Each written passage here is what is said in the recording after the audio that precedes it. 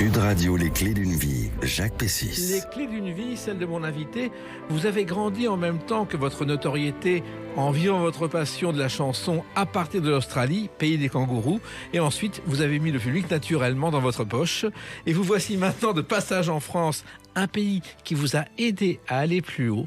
Bonjour Tina Arena. Bonjour Jacques. Et c'est vrai qu'on vous retrouve avec bonheur. La France, vous venez de temps en temps. Vous serez à Pleyel au mois de novembre, on va en parler.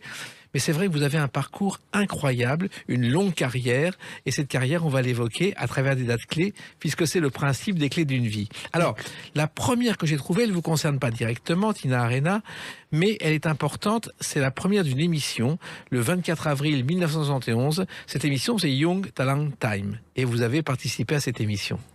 Tout à fait. Ça a été un événement. C'était le début. C'est les débuts de ma carrière, tout à fait. C'est-à-dire que c'est une émission de variété australienne qui a eu lieu, je crois, de 1971 à 1988. Et c'est Johnny Young qui la présentait. Tout à fait. Et vous êtes arrivé, je crois, il y avait des jeunes talents, on voit des images à qui on donnait des moyens.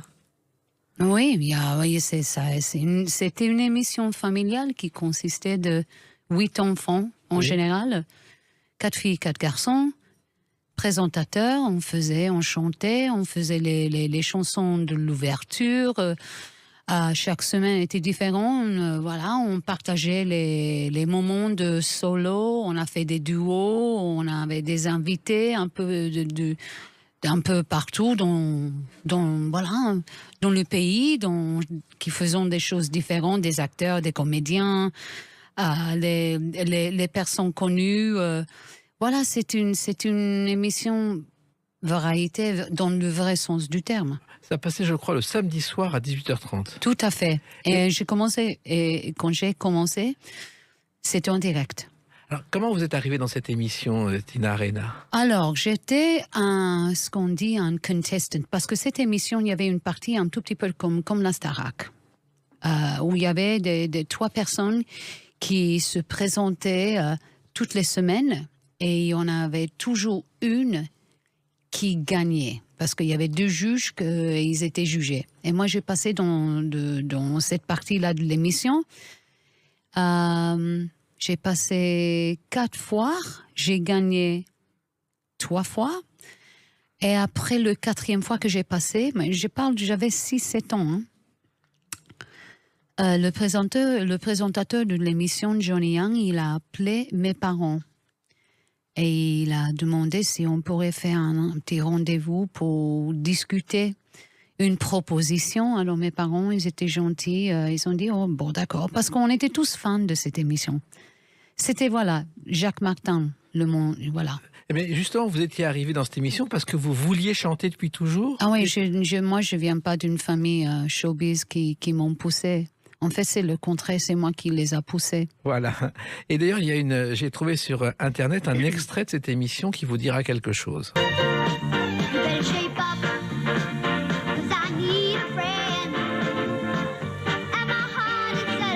Et ça, c'est vous, à vos débuts, je crois que vous avez 7 ou 8 ans, chantant Grise. Oui, ça c'est quand j'ai commencé en faisant partie de l'émission, partie des 8 enfants. Voilà, et je crois que d'ailleurs, Olivia Newton-John, qui est aussi australienne de cœur et qui a été très importante, parce que vous avez rechanté ensuite Xanadu dans l'émission.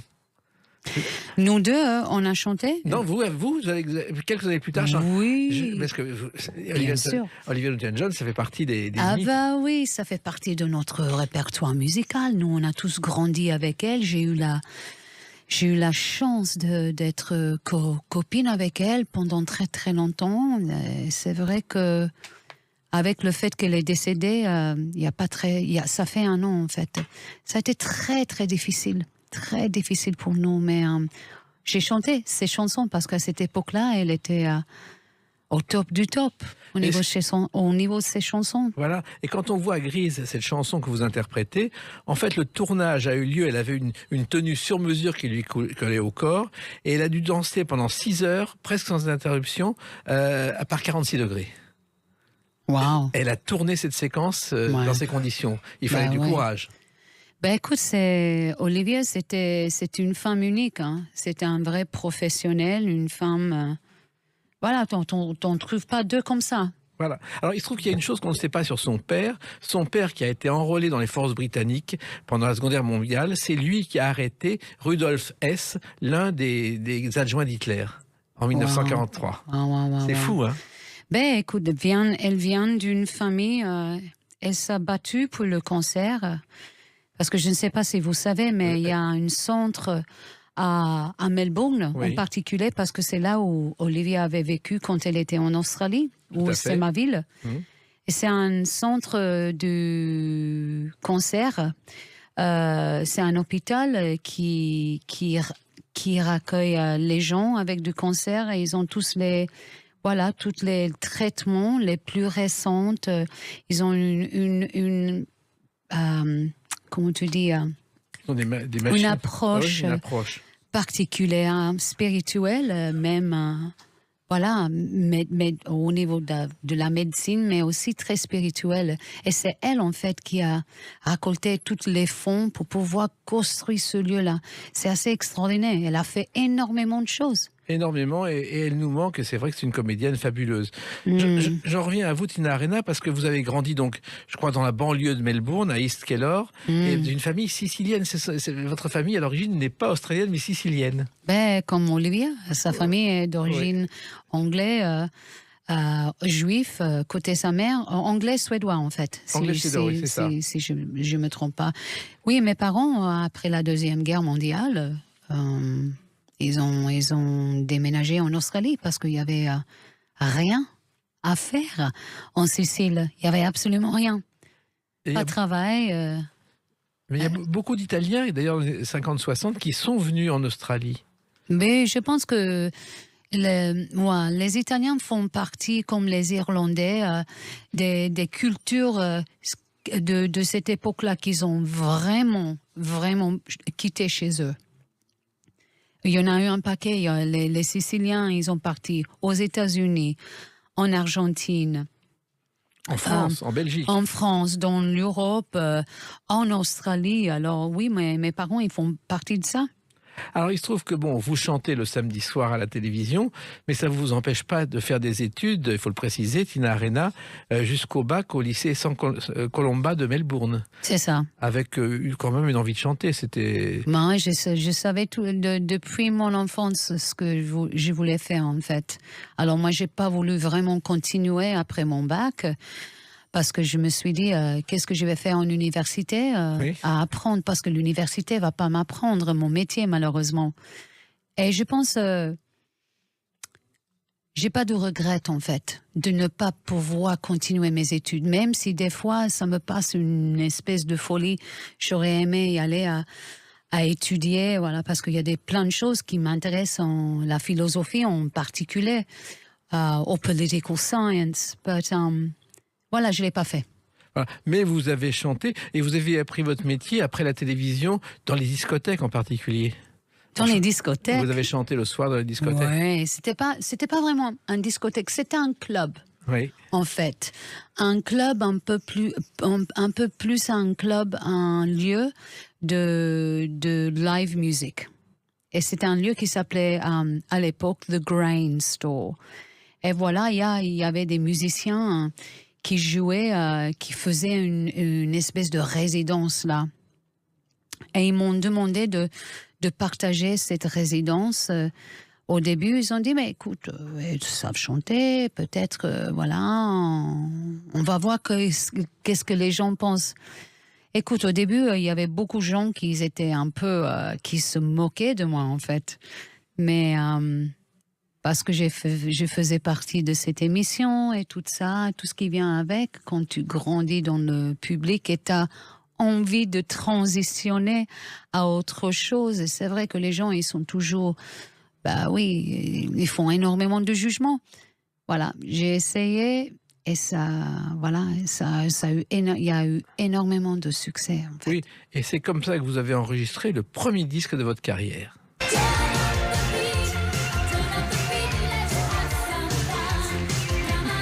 Quand on vous voit sur scène chanter, ça vous fait rire, Tina Arena, parce que c'est extraordinaire. J'avais 16 ans, Jacques, 16 ans, un truc comme ça, 16, 17 ans, pas plus. Et ça a marché. Ça n'a pas marché tout de suite, parce que... Pas celui-là, non. Non, c'est le suivant qui a marché.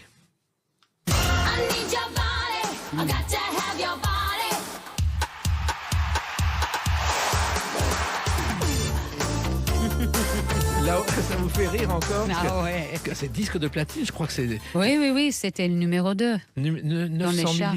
900 000 disques vendus. Pas celui-là. Non, ça c'était plus tard. Mais celui-là, ça a vendu quand même. Ça arrivait en numéro 2 quand même. C'était quelque chose inattendu. C'est-à-dire?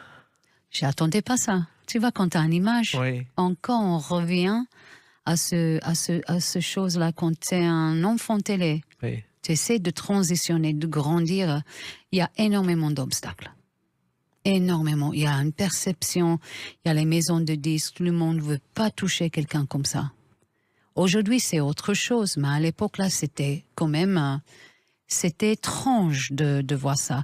Alors, le fait que cette chanson a eu le succès qu'il a eu, voilà, c'était un vrai testament à mon ténacité et les gens, le public qui me suivait à l'époque. Voilà, et le public a grandi, et on va l'évoquer à travers une autre date, le 19 mars 1995. A tout de suite sur Sud Radio avec Tina Arena. Sud Radio, les clés d'une vie, Jacques Pessis. Sud Radio, les clés d'une vie, mon invité est Tina Arena. Elle sera le 16 novembre 2023 à la salle Playel, dans une tournée internationale, mais ça on va en reparler. On a parlé de vos débuts à la télévision à 6-7 ans, mais il y a une date importante aussi dans votre carrière. Le 19 mars 1995, c'est la première fois que vous passez à la télé en France. Jacques Martin dans Le Monde est à vous souhaite la bienvenue. Vous avez 3 choristes et vous chantez ceci.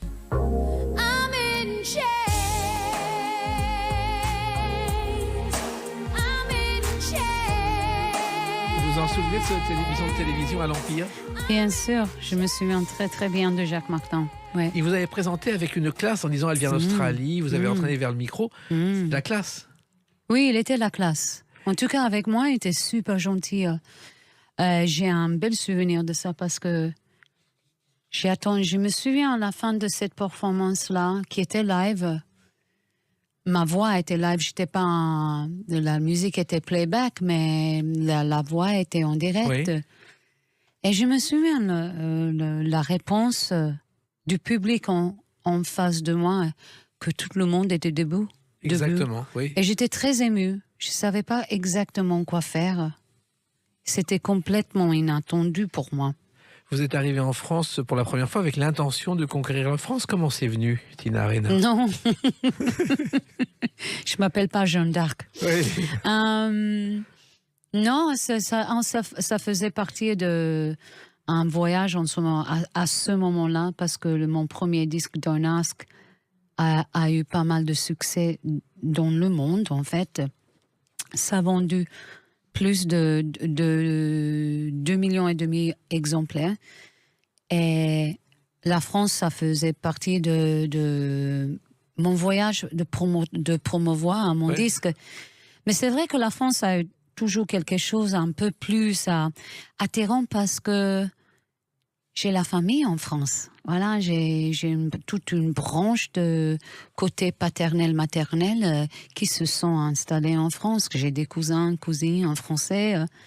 Alors pour moi, la France, c'est vrai que c'était un tout petit peu à part. Oui, mais il fallait apprendre la langue aussi. Oui, ça, c'était pas évident. Comment vous avez fait? Je ne sais pas. Vous avez appris directement le français, parce que vous parlez parfaitement le français aujourd'hui. Non, je parle pas un français parfait. Ça va, j'ai la chance de pouvoir communiquer. Et de très bien communiquer. Alors il y a une chose étonnante, parce que dans cette émission, le Monde est à vous, la vedette de l'émission c'était Michel Fugain ce jour-là, qui était la tête d'affiche, et il a une chanson où il dit « Fais comme l'oiseau, dit allez plus haut », comme le titre de votre chanson. Wow.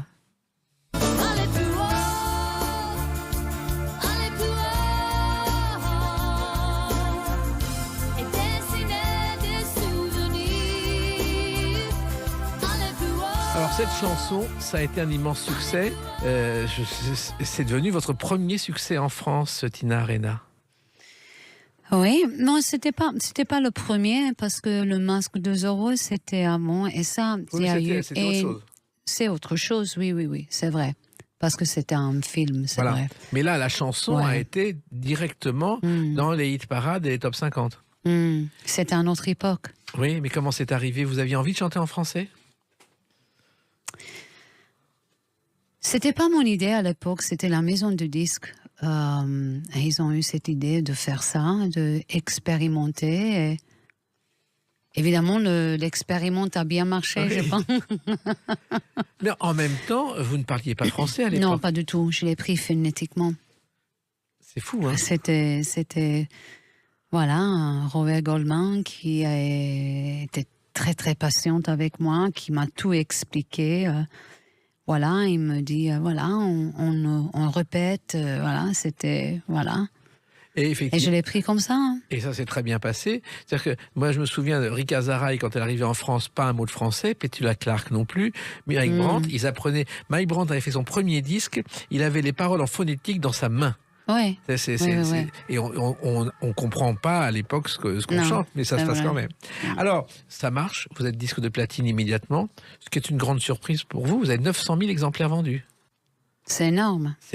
Aujourd'hui, c'est impensable, mais c'est énorme. Ah non, mais aujourd'hui, on n'arrivera jamais à avoir ces chiffres. Déjà, le système n'est pas pareil. Tout est digital. Bien sûr. Voilà. Mais on a dit à l'époque, j'ai vu des articles où on dit si le public est touché par ce refrain, c'est que c'est un refrain d'espoir dont on a besoin. Absolument.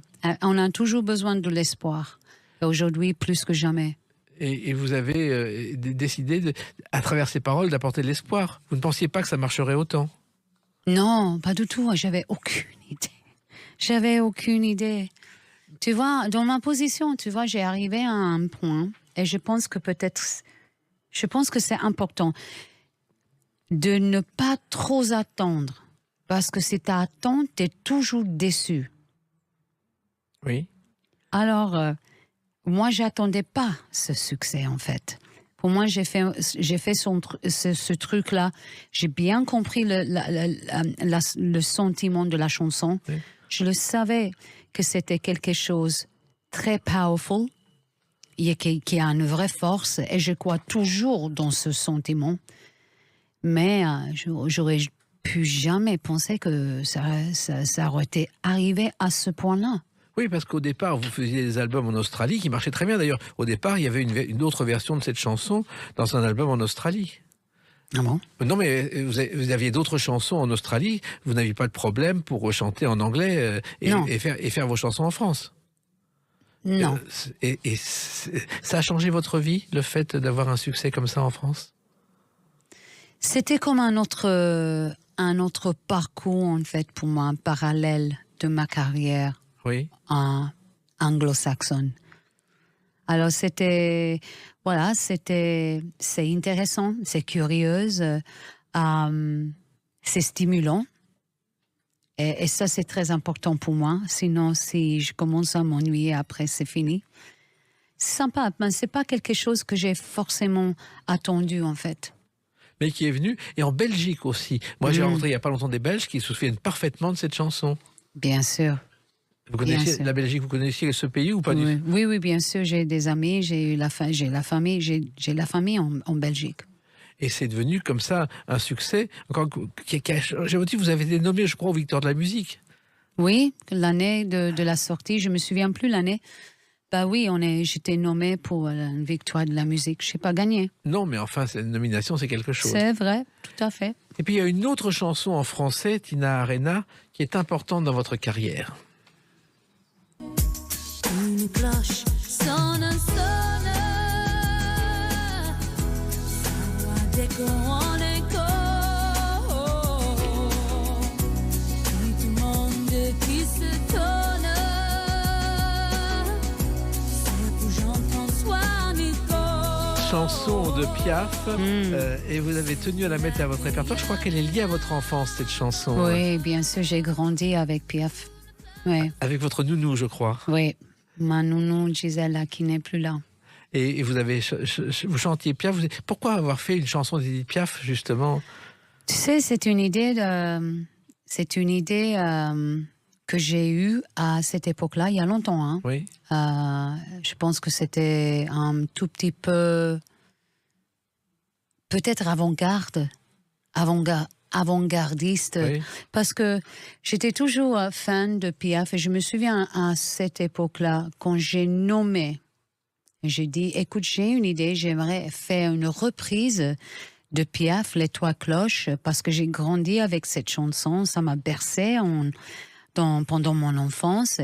J'aimerais essayer de moderniser. Oui. Et ils m'ont regardé avec un visage tranche, mais figé. Quoi, Piaf? Moi, je dis, oui, Piaf, vous vous souvenez de Piaf? Oui.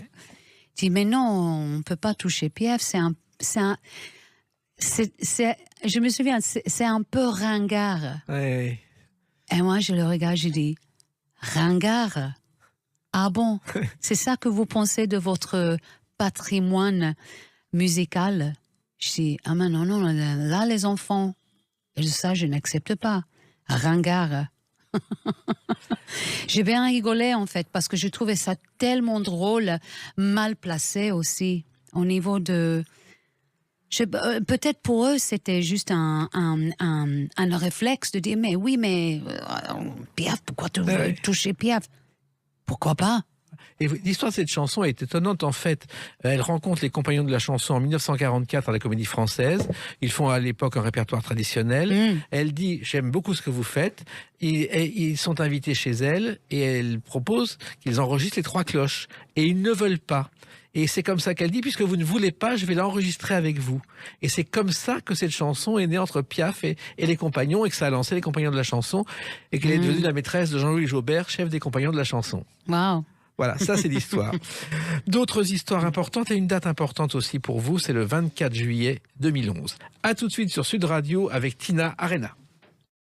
Sud Radio, les clés d'une vie, Jacques Pessis. Sud Radio, les clés d'une vie, mon invité Tina Arena, de passage en France entre deux tours du monde. Vous serez le 16 novembre à la salle Playel, ça on va en reparler. On parle de votre parcours et de vos chansons, de votre arrivée en France. Et puis il y a un jour vraiment étonnant, c'est le 24 juillet 2011. Je ne sais pas si vous vous en souvenez, mais aux Champs-Élysées, il y a eu un moment d'émotion très fort. Australians, all let us rejoice, for we are young and free. L'arrivée du Tour de France, Cadel Evans, le premier coureur australien à remporter l'épreuve, et qui, à la surprise générale, chante sur le podium l'hymne national australien, c'est vous, Tina Arena. Et quand on voit les images, Cadel Evans enlève sa casquette et il se met à pleurer à chaudes larmes. Vous en souvenez? Oui, je me souviens très très bien de ce moment-là. Parce que rien n'était prévu en fait. Ça, c'était juste un moment de grâce.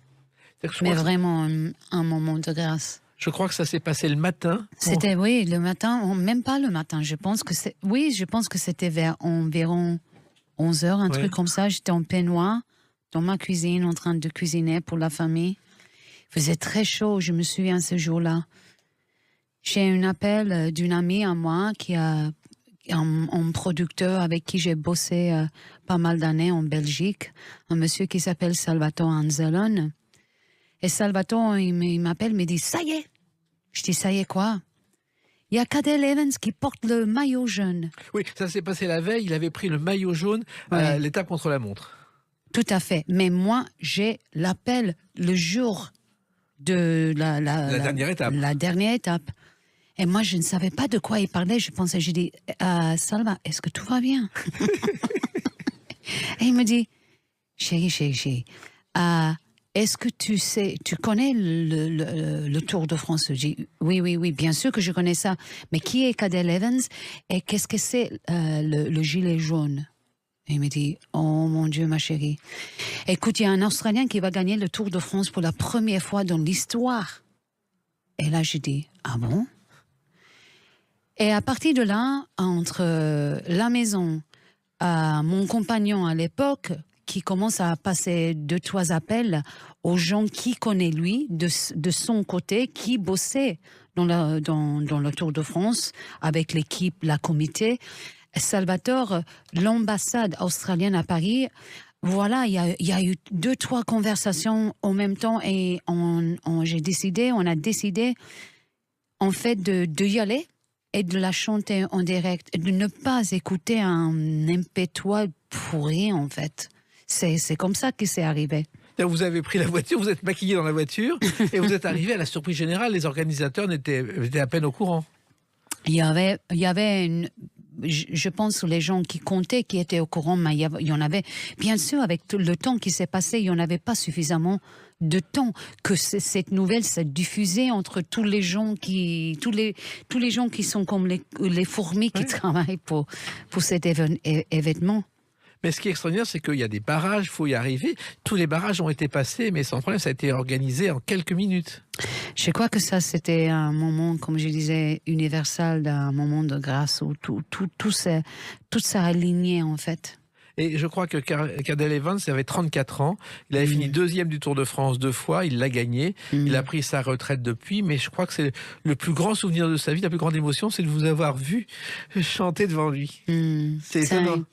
C'est un homme vraiment, vraiment adorable. Il est très élégant, il est très sensible. C'est un grand sportif. Et voilà, on a lui, il a gagné le Tour de France. Mais ça, c'était un moment qui va être engravé dans mon cœur et dans mes plus beaux souvenirs, en fait. Et il y en a un autre qui est un moment de forte émotion quand on voit les images ou quand on vous entend.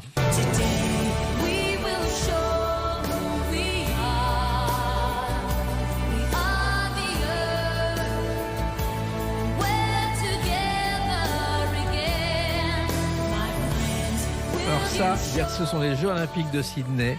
Il y a 110 000 personnes, l'ouverture. Et quand je vois ces images, vous êtes sur un podium avec un orchestre symphonique, avec des chœurs habillés en bleu et blanc, et vous chantez, toute seule. C'est extraordinaire. Ah ouais, un moment de grâce encore une fois. J'en ai eu pas mal. Oui, mais cette chanson, elle avait été faite pour les Jeux Olympiques. Tout à fait. C'était un ami. Un ami de moi qu'on se connaît depuis notre enfance, en fait. Un monsieur qui s'appelle John Foreman, qui avait écrit cette chanson. Et comment vous êtes arrivé à l'ouverture des Jeux Olympiques de Sydney en 2000 ? Parce que c'était les producteurs de l'ouverture et la fermeture des Jeux Olympiques qui m'ont choisi de faire cette partie-là.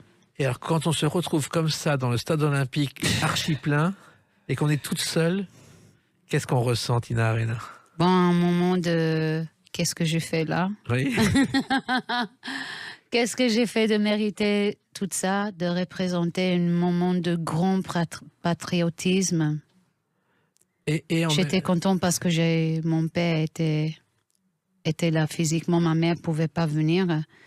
Mais ma sœur aînée et mon papa, ils étaient dans le stade et ça m'a fait énormément plaisir.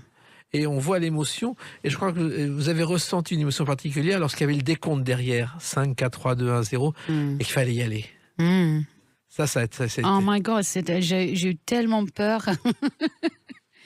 J'ai eu tellement peur. Mais voilà, la France, voilà, Paris va voir. J'espère que je croise tout pour que 2024, l'année prochaine, ça va être une très, très, très belle expérience aux Jeux Olympiques ici à Paris. Oui, j'espère que vous allez sentir les mêmes émotions que j'ai senties en 2000. Voilà. Et d'ailleurs, les Jeux Olympiques à Sydney, ça s'est passé à 2 voix près. Il y avait le choix entre Pékin et Sydney. Et c'est 45 voix contre 43 qui a permis le choix de Sydney. Ouais, ils ont bien choisi. Oui, et ça c'est très bien. Et l'Australie, finalement, je sais que ça a donné beaucoup à l'envie à beaucoup de gens de découvrir l'Australie. C'est un beau pays. Et j'ai rencontré quelqu'un cet été qui est étudiant et qui a fait l'Australie en sac à dos, en travaillant pour découvrir ce pays. Car il est immense, ce pays. C'est immense. C'est la taille des États-Unis, en fait. C'est immense. C'est juste... C'est pas imaginable au niveau de la taille. Là, pour traverser le sud d'Australie jusqu'au ouest, ça prend 4 jours en voiture. T'imagines ? Oui. Et il se trouve aussi que quand on fait une tournée en Australie, c'est plusieurs milliers de kilomètres. Ouais, Dizaines de milliers. je pense qu'on avait fait un petit sommation il y a quelques années, je pense, pour faire tout le tour du pays. J'étais en tournée, c'était en 2014, je pense. Si je ne me trompe pas, c'était environ 16-17 000 kilomètres. C'est fou, hein. C'est dingue. Alors, vous avez cité cette chanson tout à l'heure. On va l'écouter et c'est la chanson d'un film. I want to spend my lifetime loving you. That is all in Là aussi, c'est un événement. Ça a été un succès en France, c'était un succès dans le monde. La bande originale du film Le Masque de Zorro avec Antonio Banderas et Anthony Hopkins. Et là encore, vous avez été choisi pour cette chanson. Avec Marc Anthony à l'époque. Oui, tout à fait. J'étais choisie par Jim Steinman, qui était le producteur de cette chanson, et James Horner, qui était le monsieur qui a écrit qui a composé la bande du film Titanic. Et Marc Anthony, c'était déjà une star latino aux États-Unis. Ben oui, c'est un grand star dans les pays latins. Et quand on voit les images, il y a une complicité entre les deux, entre vous deux. Mais on n'a pas passé énormément, on s'est vu peut-être 2-3 fois, pas plus. Mais ça suffit. Alors, ça suffit. Alors, lui, il a chanté l'hymne national américain, mais en prélude du 6e match de la finale du championnat de basket professionnel américain qui se déroulait à Miami, siège d'une communauté latino-américaine. Vous voyez, donc chacun son hymne national à des moments différents. Ouais. Et puis, alors, il y a aussi Tina Arena dans les comédies musicales, et il y a notamment celle-ci. Where's my friend who rings the church bells? Where are you, my Quasimodo? They will hang me as the light. Moi, ce qui est étonnant avec vous, Tina Arena, c'est le nombre de choses que vous avez fait, que ce soit dans la chanson, la télévision, la scène, la comédie musicale avec Notre-Dame de Paris à Londres. Ça, c'est aussi une autre aventure. Oui, c'est une belle aventure. C'est venu comment ? Je me souviens, j'étais en train de participer dans une émission de Michel Drucker, Le Tapis Rouge, qui existait dans les années 90. J'étais là en train de passer. Je pense que c'était la bande du film à l'époque qui était en pleine explosion. Et il y avait Luc Plamondon et Richard Cochante, qui étaient des invités avec Michel. Et ils m'ont vu chanter. Et après l'émission, ils ont voulu me parler. Alors on a parlé, on a discuté. Ils m'ont proposé de jouer le rôle là, ce jour-là. À Londres. Oui, ils m'ont proposé après l'émission pour la version anglaise à Londres. Oui. Et ça vous a tout de suite touché ? Non, pas tout de suite. Parce que moi, j'ai pas l'histoire que les Français ils ont avec Notre-Dame de Paris. Bien sûr, l'histoire, je la connais très bien de Victor Hugo. On la connaît tous. Mais j'avais pas cette histoire, cette connexion avec la comédie musicale parce que je vivais pas là. Alors, je lui réponds tous les deux, écoute, il faut que je réfléchisse. Je pense que les deux, ils étaient un tout petit peu étonnés avec ma réponse. Mais voilà, mais c'était la vérité parce que it's a commitment. Et pour faire quelque chose comme ça, il faut vraiment bien réfléchir. Et vous avez bien réfléchi. Il se trouve que la comédie musicale a été un triomphe à Paris alors que personne n'y croyait. Ils avaient vu tous les producteurs, personne n'en voulait. Ça m'étonne pas. Et ça, ensuite, vous avez plongé et ça a marché. Et il n'y a pas longtemps, je crois, à l'Opéra de Sydney, vous avez joué une autre comédie musicale, Tina Arena, c'est Evita. Oh, yes. Ça, c'est aussi un souvenir fabuleux. Ça, c'est peut-être mon souvenir préféré, en fait. Pourquoi ? Parce que c'est une histoire extraordinaire, en fait. Et le rôle de cette femme, le tour des émotions que cette femme fait pendant cette comédie musicale, c'est quand même inexplicable. Il faut absolument voir cette musicale pour voir juste comprendre la complexité de ça. La musique, déjà, c'est magnifique. L'histoire, c'est beau, qui, bien sûr, il y a un final très, très triste. Mais pour moi, c'était une très belle aventure. C'était la chose le plus difficile que j'ai fait dans ma vie, physiquement, émotionnellement. C'est le plus dur que j'ai vécu. J'ai passé 8 mois et ça m'a suffi parce que franchement, mais c'est drôle, il a rentré vraiment dans ma peau. Alors, et j'ai commencé vraiment à voir les choses un peu autrement.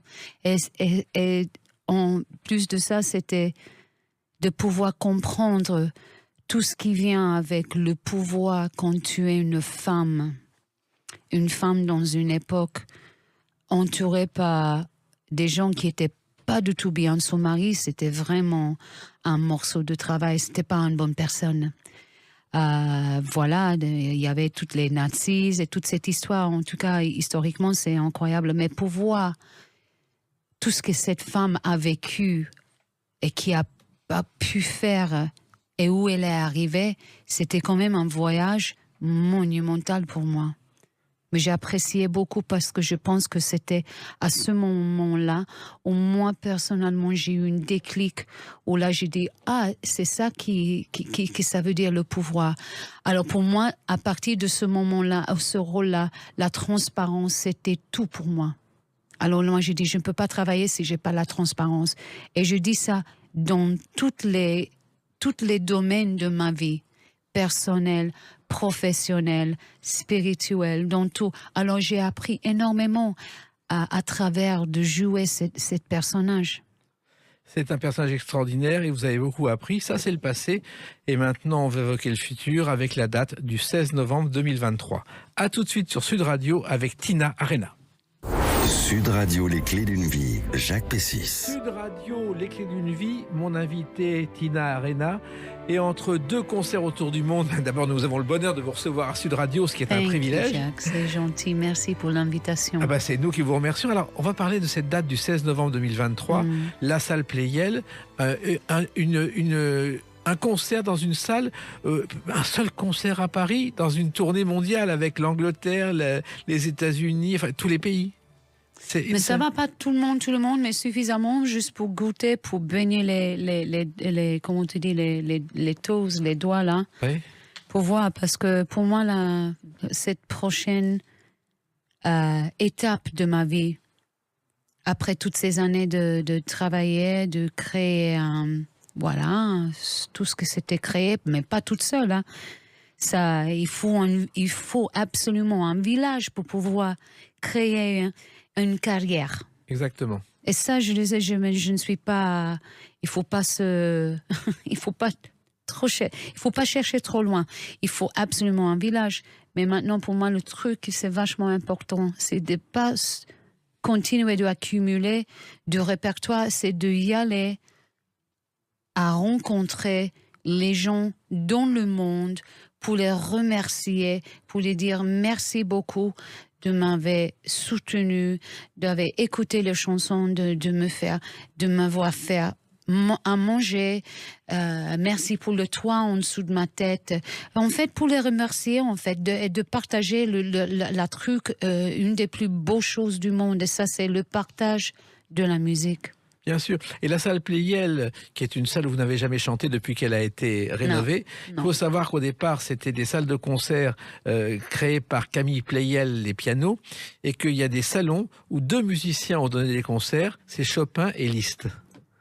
Qui dans cette salle... bonne compagnie alors. Exactement. Quelle chance. Alors, vous faites une tournée mondiale et vous êtes à Paris ce jour-là, et en même temps, il y a un nouvel album qui sort avec plusieurs chansons, dont Love Saves. Love saves when we meet in the middle.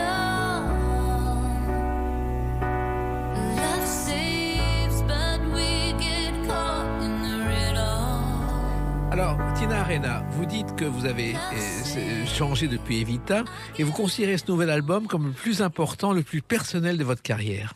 Je pense que c'est le disque le plus important de ma carrière. Pourquoi ? Parce que c'est complètement transparente. Si on veut savoir où j'ai été ces dernières années, Il suffit d'écouter le disque, parce que c'est un journal. C'est le journal C'est le journal de tout ce que j'ai vécu ces derniers 4-5 ans. Oui, et qui n'a pas été simple. Il y a eu... Pas du tout. Voilà. Pas du tout. Mais voilà, mais dis-moi, quelqu'un qui a vécu de la simplicité ces dernières années. J'en connais pas une personne. J'en ai pas croisé une. C'est vrai que ça n'a pas été simple. Alors, c'est aussi une liberté totale, c'est-à-dire que c'est un album, vous aviez envie de vous raconter, de raconter vraiment sans passer par les compromis habituels. Non, je peux pas. Je peux plus faire des compromis. Il faut que je suis mon cœur. Il faut que je suis mon instinct. Et il faut aussi que les gens sachent qu'il y a d'autres manières de pouvoir faire les choses, de pouvoir transmettre la musique. C'est pas parce qu'il y a un système qui existe qu'il faut qu'on passe tous par là.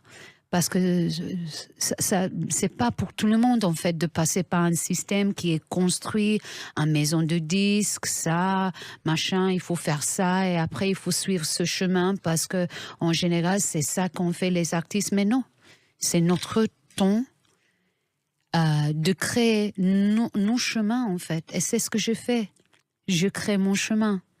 Mais votre chemin, il a commencé il y a bien longtemps, et là, il y a un tournant. Et quel a été le déclic qui a fait que vous avez envie, justement, de montrer autre chose, Tina Arena?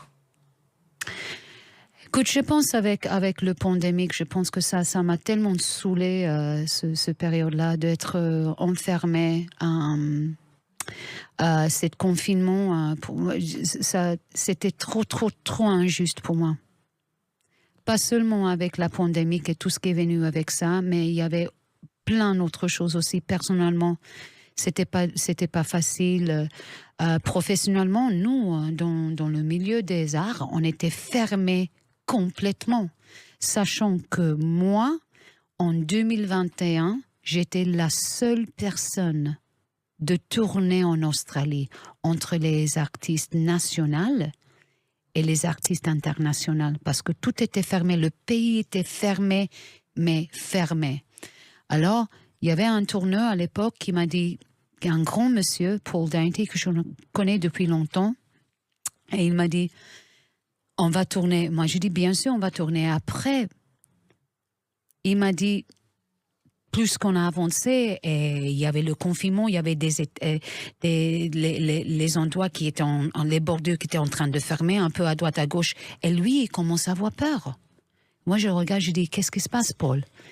Il m'a dit, écoute, tu sais quoi, moi de ma part comme producteur, j'aimerais annuler la tournée. Moi je le regarde direct dans les yeux et je dis, jamais de ma vie on va pas annuler la tournée, on va faire notre travail. On va voir les gens. Il y a des gens qui ont besoin de nourrir leur famille. Il y a les gens qui ont besoin d'écouter la musique. Et moi, j'ai envie de faire mon travail. On y va. Il me regarde. Je crois qu'il a eu peur pour 5 minutes.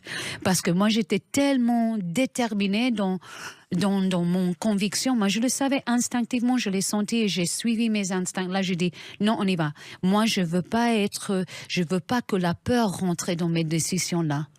Moi, pas du tout. La peur, qui se la garde, la peur. On va faire notre truc. On a fait un tournée, c'est un succès monumental. La musique, les gens, ils se sont éclatés. Et on n'a pas gagné l'argent comme on avait gagné avant. C'est pas grave, c'était pas le but en fait. Le truc, c'était de faire notre travail. Et j'en ai pas voulu que quelqu'un, il y a cette pouvoir sur moi en fait. J'aime pas ça. Je n'aime pas ça du tout. J'ai envie de faire ce que j'ai envie de faire. Je veux être libre parce que j'ai fait mal à personne. Et vous avez fait même beaucoup de bien, et vous continuez à faire du bien avec cet album. Et il y a une autre chanson aussi qui est importante dans cet album, c'est Church. Now I tell you everything. Now I know my worth. It's time to go to church.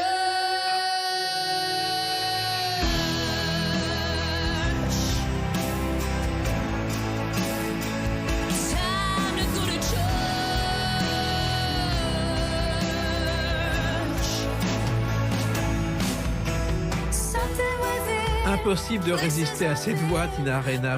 Vous la poussez, vous la travaillez pour qu'elle soit aussi forte, aussi puissante. Non, Jacques, je ne l'ai pas travaillé. Pas du tout. C'est peut-être une voix qui finalement a attiré. Qui finalement, elle se pose plus de questions en fait. C'est direct, c'est comme ça, c'est votre voix. C'est comme ça. Voilà, c'est là ce que je suis. J'ai rien à justifier à personne. Et oui, mais vous devez rester comme ça. Alors cette chanson de Church, c'est un hymne au développement personnel. Tout à fait. C'est-à-dire C'est-à-dire que ça parle de la rédemption, en fait. Ça parle de l'Église dans nous, en fait. Mais c'est une chanson qui parle du pardon. Le pardon de soi-même, en fait. Avant que tu essayes de pardonner les autres, il faut savoir se pardonner soi-même, en fait. C'est vraiment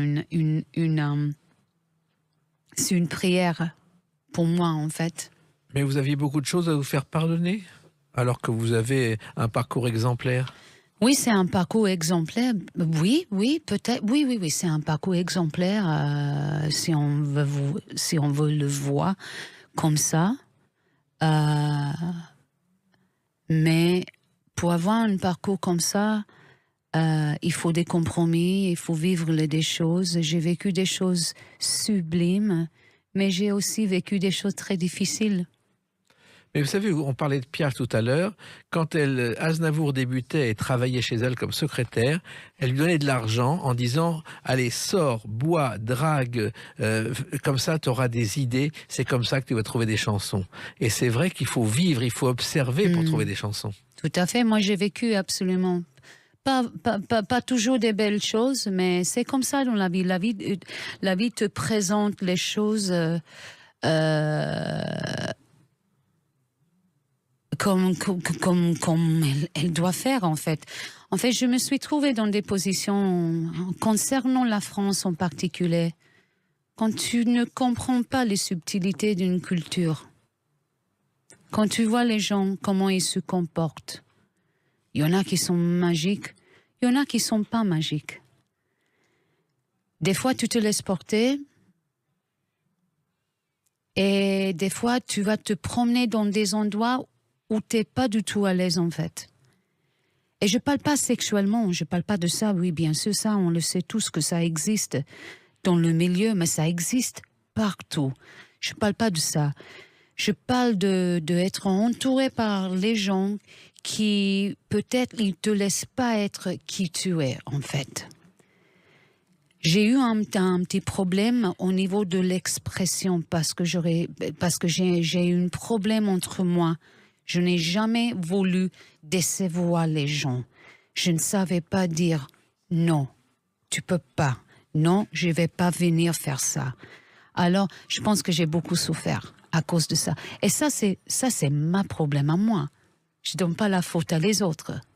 Alors, à un moment, quand tu arrives au bout de ton chemin, il faut se poser les questions. Il faut se mettre les frontières et vous dire, là, vous ne pouvez pas dépasser cette ligne. Alors, j'étais obligée de rentrer, de me poser les questions, de faire une introspective. Et il en sort un album avec des chansons que vous avez écrites. Alors, il y a des chansons en anglais, mais il y a quand même une chanson en français. Toi aussi tu pourras voir que je danse encore sur la glace avec tes yeux en face à face. Combien de temps pour que ça casse? La vie nous Là aussi, alors il y a la version anglaise et la version française. Et là, vous avez écrit les paroles en anglais, ça c'est clair. Oui, j'ai coécrit avec mon compagnon, oui, tout à fait, et deux autres amis. Et ouais. pourquoi faire une version française? Parce que c'est un cadeau pour les Français. C'est formidable, parce que les Français connaissent aujourd'hui, mais moi je pense même que toutes les autres chansons qui sont votre vie devraient être adaptées en français. Peut-être. Mais vas-y, vas-y les non, adapter, non, Jacques. non. Écoute, moi, ça va. Je pense que les toits qui sont faits pour le moment suffit de donner une vraie couleur à ce disque, le ton de ce disque, Non, ça va. Pour le moment, j'ai pas envie. En fait, j'ai envie de être bien confortable dans ce que je fais, dans mes décisions. Le fait que j'ai cette capacité de chanter en français, Jacques, ça va pas dire qu'en fait c'est quelque chose que je dois faire. Franchement, parce que mon dernière aventure, c'était pas quelque chose qui m'a mis très très très à l'aise, tu vois. Mais ça, c'est le passé. Maintenant que vous avez évolué, l'avenir, il se présente plutôt bien. C'est-à-dire que maintenant, Oui, c'est bien une sûr. nouvelle carrière de Tina Arena qui se profile. Je sais pas si je l'appellerais une nouvelle carrière ou le retour de Tina Arena. Moi, j'ai jamais quitté. C'est juste que on doit vivre nos vies. On doit vivre nos vies pour pouvoir raconter, pour pouvoir revenir et raconter des histoires. Des histoires, ils n'arrivent pas comme ça.